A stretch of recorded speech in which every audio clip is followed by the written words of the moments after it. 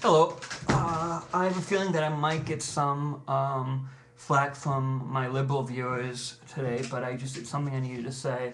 I was reading the August 11th edition of Christian Century, and they were talking about, there was an article about Episcopalians opening doors for gay bishops.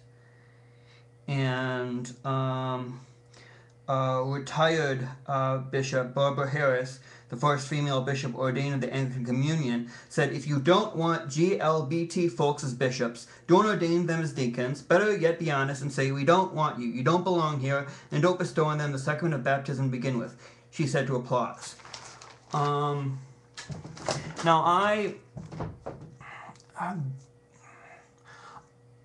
The issue of homosexuality is one of the most important issues in the church right now. And it's, there are scholars meaning like what did the Greek of Paul mean? Like arsenikoi?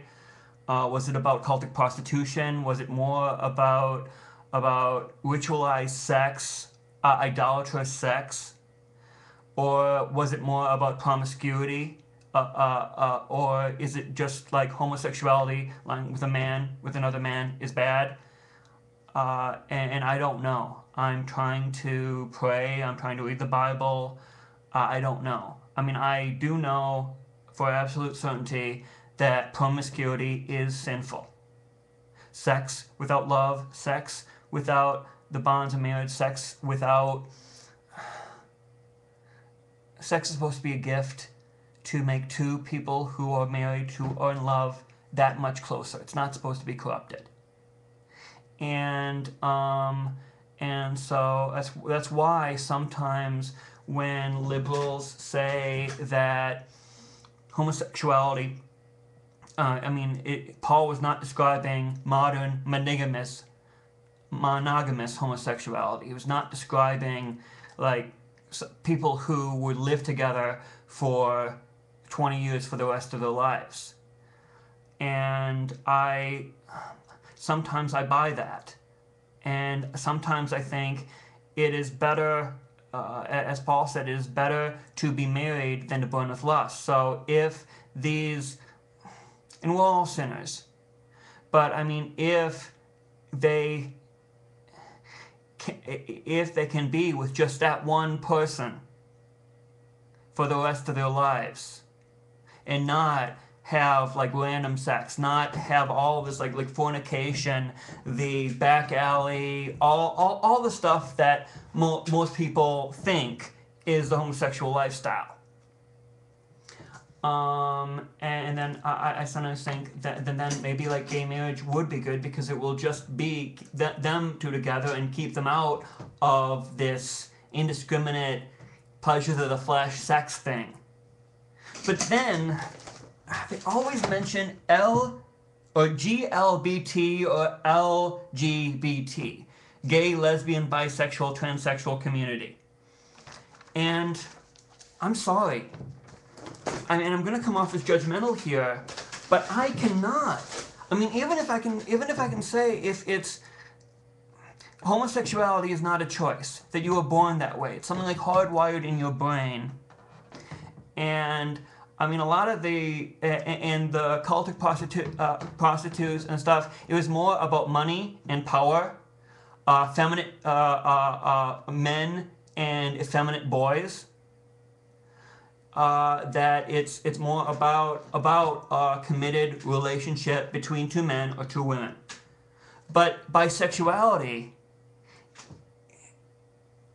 and monogamy, I can't see how you can fit it, because bisexuality is you are attracted, you want to have sex with both men and women.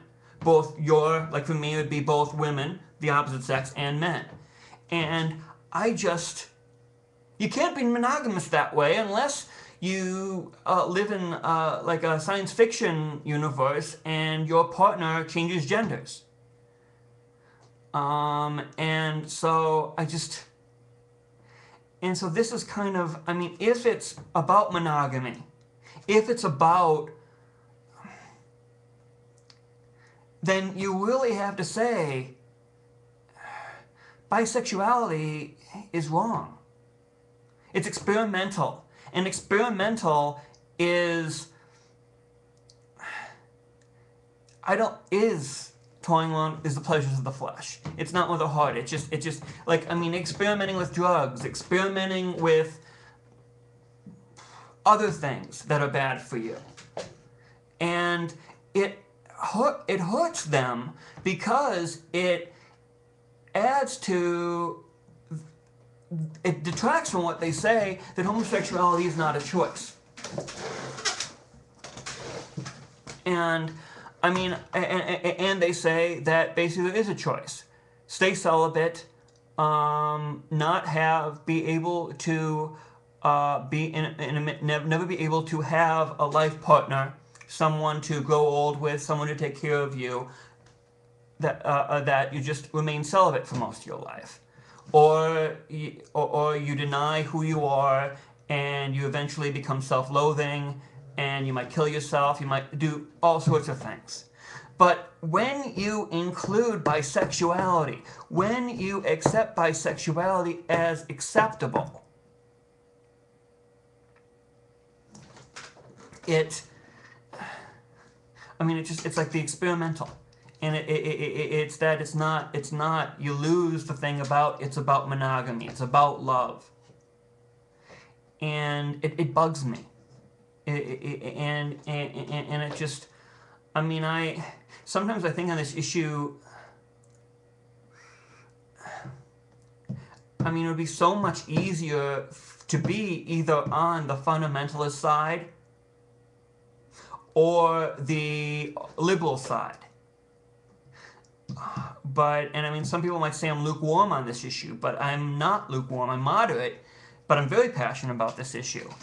And I'm confused about this issue, but I'm passionate about this issue. And I mean, this issue is tearing churches apart. Mostly the mainline churches, because the more fundamentalist churches like the Southern Baptists, the Pentecostals, etc. I mean, they've ruled on this long ago. But